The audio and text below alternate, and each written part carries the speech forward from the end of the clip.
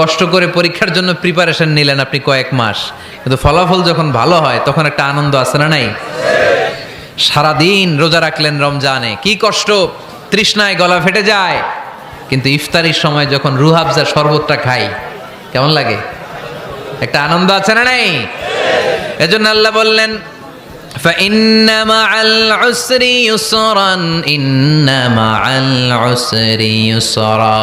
ও নবী, কষ্টের দিন মক্কায় অল্প কিছু দিন, মদিনাতে আনন্দের দিন অপেক্ষা করছে।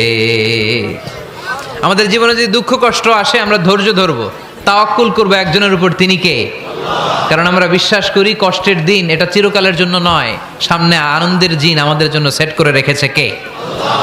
তাহলে আমরা সূরাতুল ইনশিরাহ থেকে 3টা নেয়ামতের বর্ণনা শুনলাম, বিশ্বনবীকে কি সান্ত্বনা দেয়া হলো সেটা শুনলাম। এবার 2টা গাইডলাইন শুনে তাফসীর আমরা শেষ